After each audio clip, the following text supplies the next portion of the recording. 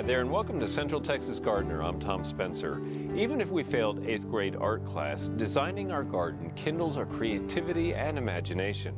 Today, get ready to start drawing with designer Sharon St. John, who coordinates the design and horticulture program at Austin Community College. She makes it easy to focus your vision for a new garden or one that just needs a new look. On tour, let's visit a garden built on integral connections. In every plant, Ellen Zimmermann finds a treasure in its visual beauty or fragrance. She also sees its potential, like a twiggy plumeria in spring that promises great things by summer. But along with the plant's appeal to the eyes and nose, she values its potential as a culinary and medicinal contributor. Her garden is both a backyard pharmacy and a spiritual retreat. To connect others to the healing powers of plants, Ellen started the Austin School of Herbal Studies. I've been a psychotherapist for about 30 years, and oftentimes I needed to recommend drugs, I suppose, for depression, for anxiety, for things like that. And knowing how potentially harmful those drugs could be to a body, I started learning about herbs and other natural ways to deal with some mild to moderate psychological disorders.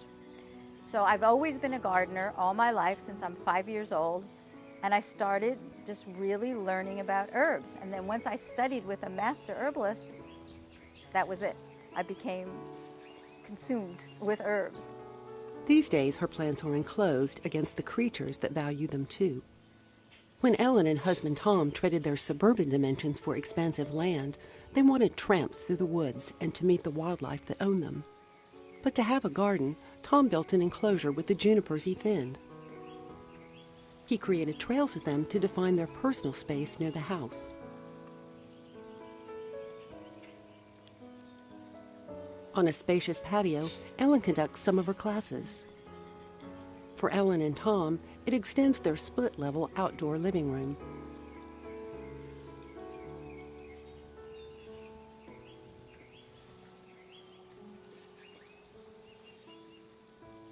Ellen added a disappearing fountain for its lullaby. You need a water feature in the garden.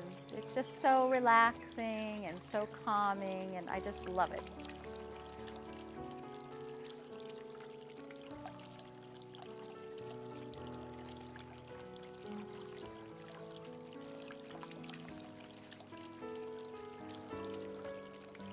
Shade defers to sun in the cleared spot for Ellen's garden. It's always a bustle of activity. There's rarely a gap when someone's not showing off.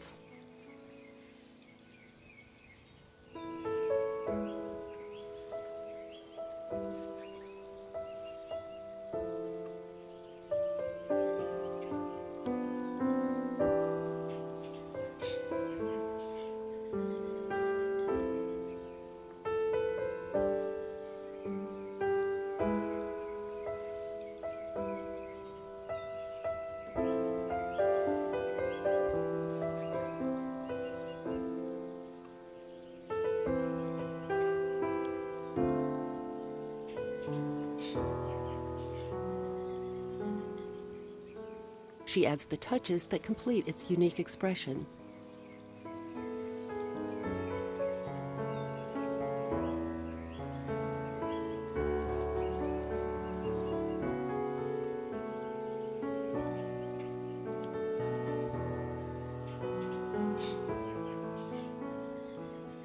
There's even a garden bed.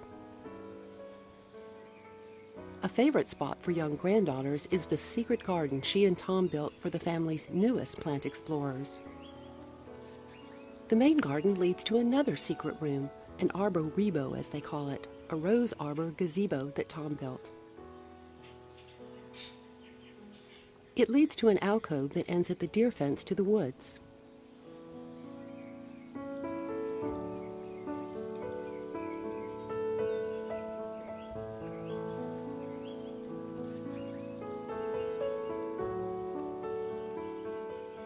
From the arborebo, Ellen can view it all in one sitting.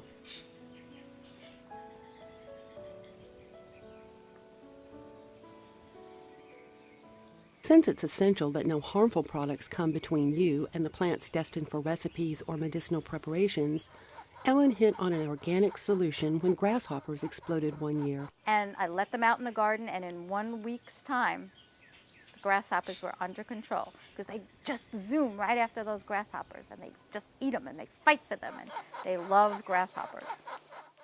Ellen's organic control for some weeds is to eat them, like the chickweed she cultivates on her patio. Chickweed is great as it is for urinary tract infections. It's a wonderful herb to use for the kidneys. And it's also has an itch relief property to it. And I put it in my itch relief salve. It helps with the skin and it helps with that itching feeling. So it's good externally as well as internally. I tell people in my classes there's no such thing as a weed. It's just a plant that we don't know the use of yet. Because I really believe in my heart that plants were here on this planet for a purpose. You know, many of them we know the value of, and we know scientifically how good they are for our bodies. And some of them we don't. Many of them we don't know. So I don't think there's any such thing as a weed except a plant perhaps that you don't want in your garden. Ellen knows the healing value of the plants in her garden. If a tea, an herb in your garden, and you could fix yourself a tea to help with a little nervous tension at night, you know, why not brew up a lemon balm tea instead of going to the doc and getting a prescription for Xanax? Not that I'm against doctors or prescriptions, because I'm not at all. But why not start with the most gentle, most least invasive method first? Many of her plants, even the chickweed, end up in her apothecary to be used for teas, tinctures, and salves.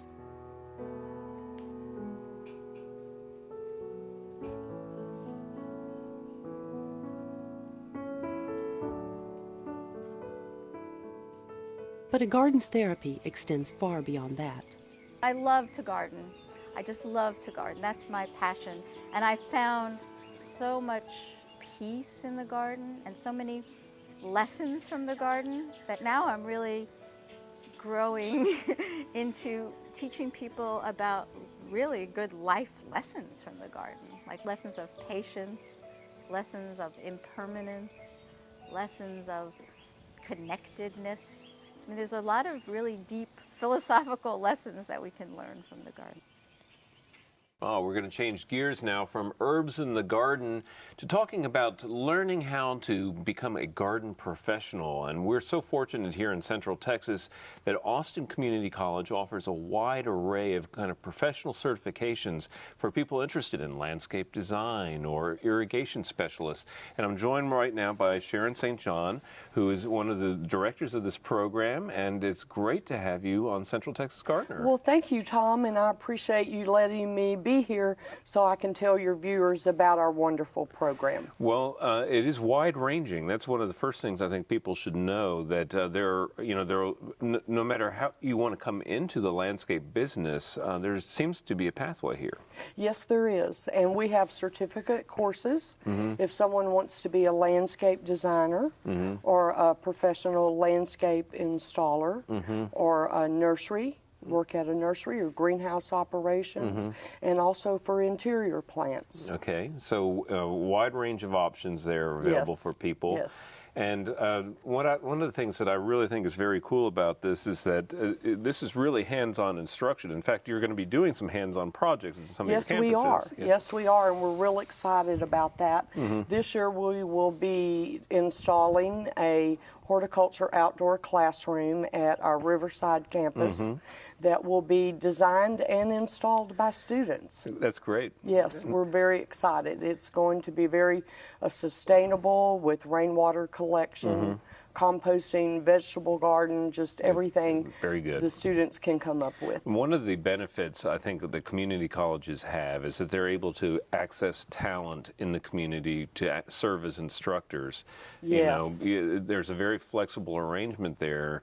So tell me about the kinds of expertise that you've been able to amass around this, the instructors. Well, that's one of our pride is our great instructors. All of them have worked in the horticulture field professionally, and they all garden. Everything's very high. It's good to have gardeners. Yes, it is. Yes, it is. You're right. And they all are very high energy. The classes are very fast paced. Our instructors really take a personal interest in the students. Well, one of the things that's so important, especially on the design side of this, is learning how to manipulate the designs and present information in beautiful graphic ways. Yes. And you've brought along some samples of some of the garden designs that I think are really exceptional. I think they're beautiful designs, but also the presentation is phenomenal. Well, thank you. Thank you. The design has really been a main focus. The homeowner likes to see what they're getting. Exactly. And many neighborhoods require a submitted plan for approval before the garden can be installed. It's a great way to get everything in the right place the first time. Exactly. Helps with scheduling installation. It's just all of that. You know, and I know a lot of people who are involved in gardening and who are garden professionals this skill is really the essential skill in so many ways of learning how to lay out a beautiful design on paper, because it not only is it a critical piece of the design, it's a critical piece of the sale. Yes. That if you can't communicate it that way, then chances are you're not going to get the job. You're so right. And this, our Introduction to Graphics class, helps students learn how to draw to scale, all of the different graphic symbols, how to organize a page setup, and do a complete set of plans. Yeah, and you've in some of the samples that you've brought, you've shown some real different kinds of garden experiences that people can learn how to create.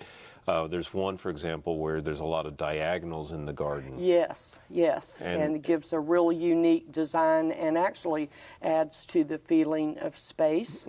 If someone has a very long backyard, it kind of breaks up that long look and is very attractive. Yeah, and then also, you know, some people go for the angular and the dramatic kind of landscape, but other people like something that's softer and has more flowing or circular kinds of spaces. The nice, beautiful, graceful curves. And that again, you brought a great illustration of one of those kinds of spaces as well. And the important thing about design, and I use this phrase a lot when I talk about it, is demystifying it for the homeowners. Yes, you know? yes. Because letting them see it in the way that you have provided for your students really is a critical way to do it. That's so true. Yeah.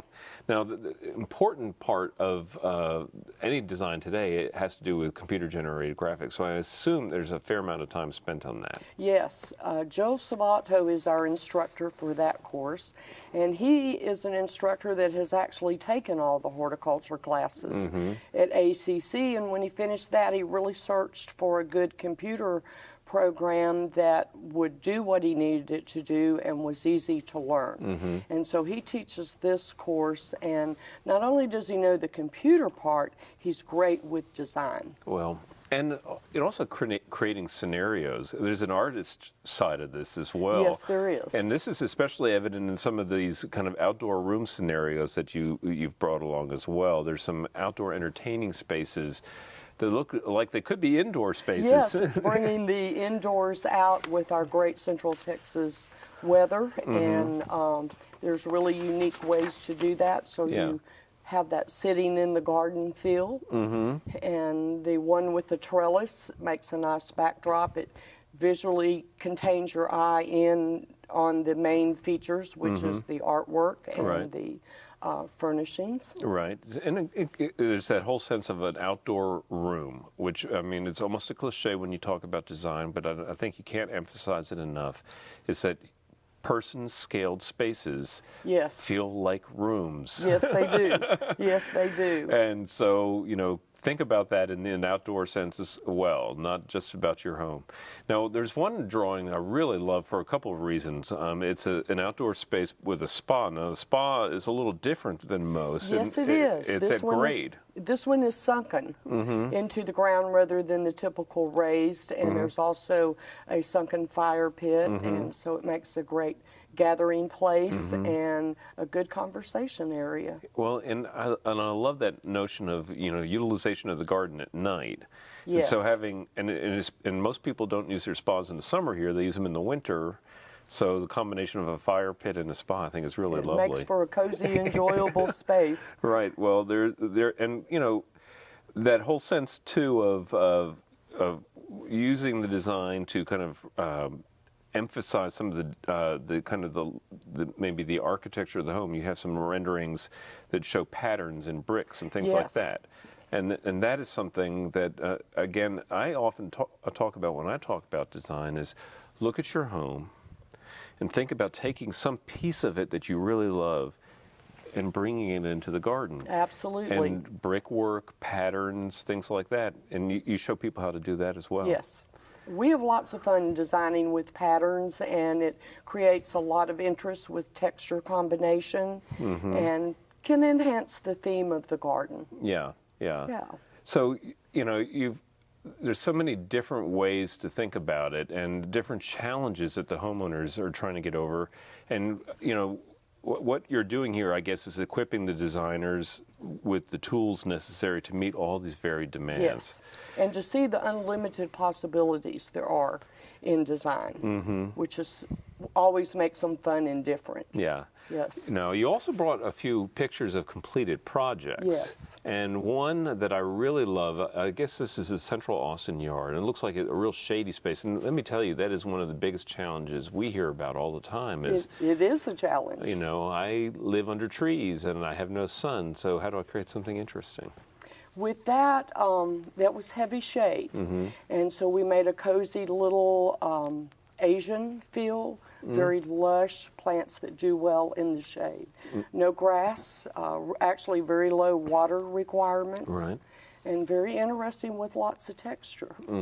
Well, and I think, and there's other elements of that. There's kind of beautiful pathways and that leads you through the garden. Right, directs your eye, leads your feet, all those kinds of things, and also places to gather. And I noticed that in that garden, it looks like a structure that is obviously very evidently for people to sit and have conversation together. There is. There's a cozy deck with a beautiful Asian-style arbor. Okay, well, how do people get in touch with y'all? I know we're going to have information on klru.org/CTG website.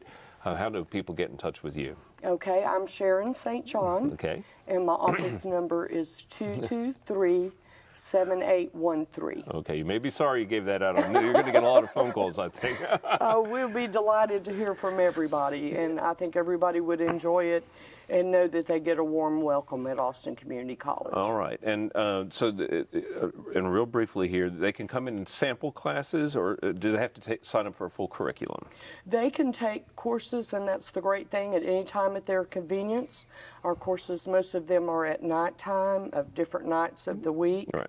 And so they can take the courses in any arrangement they want. Okay, well, Sharon, it's been a real pleasure visiting with you. This is a great resource for area professionals and people who are just advanced amateurs. So thank you so much for being on Central Texas Gardener. Well, thank you for having me as your guest. All right, coming up next is Daphne.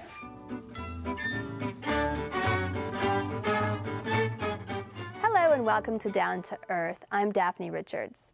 Our question this week is another great and timely one from one of our viewers, Joan, who's having some problem with yellowing leaves and poor growth on her roses.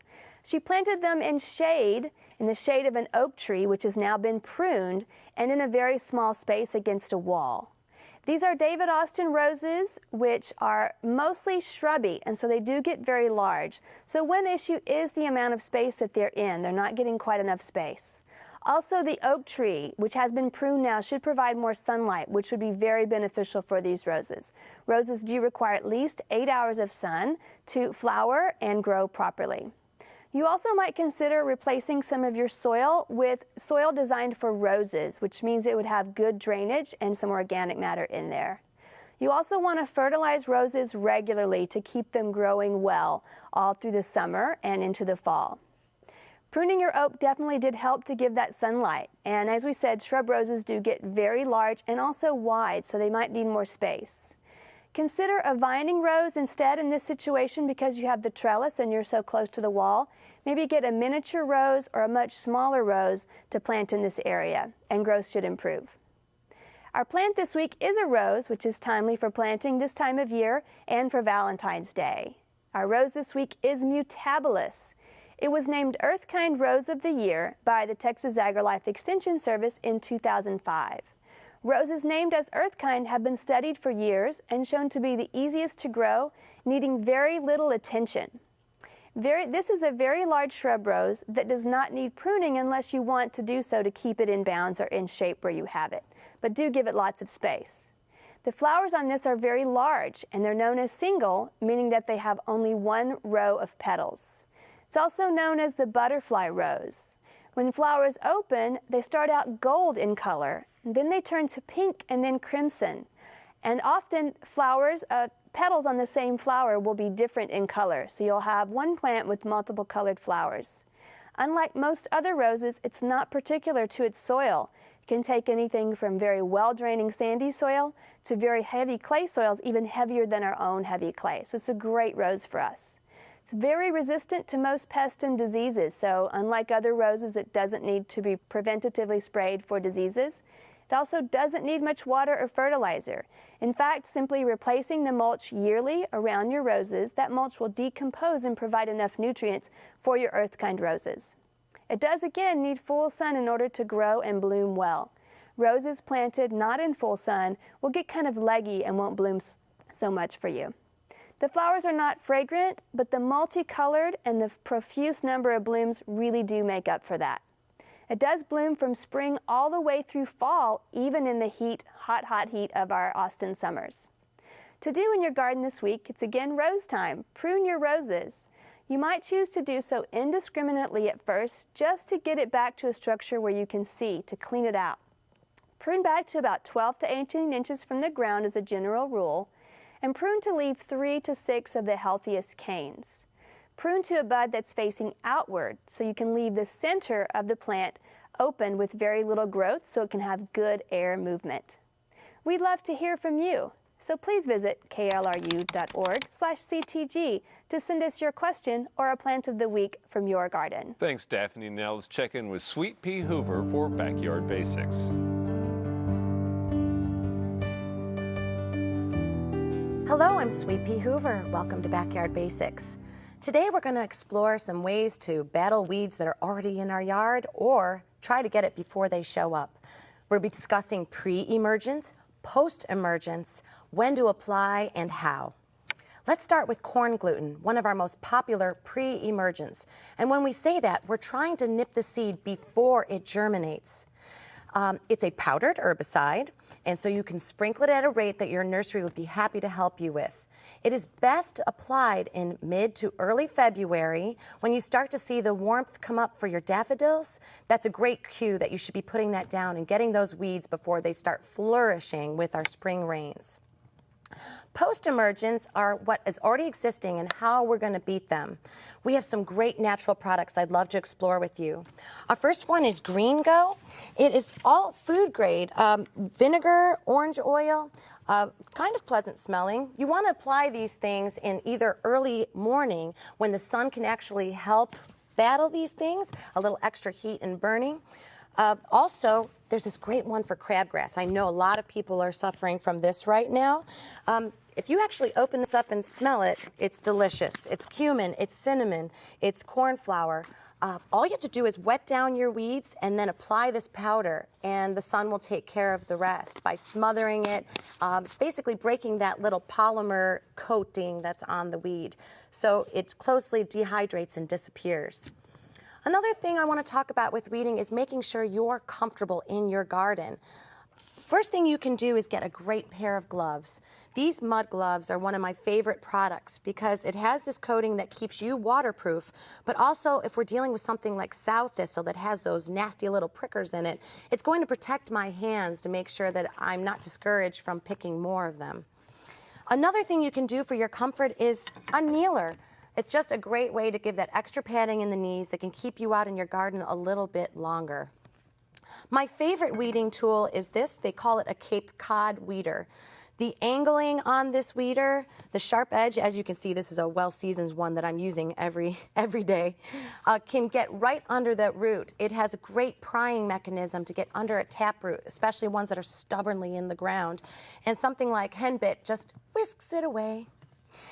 If you're not so much someone who wants to get on the ground, most of the tools that you're looking at here are available in a longer sticked item option for you. So go ahead to your garden center, and I bet they have something you wouldn't have to bend over with. One of those that's my favorite is called the oscillating hoe.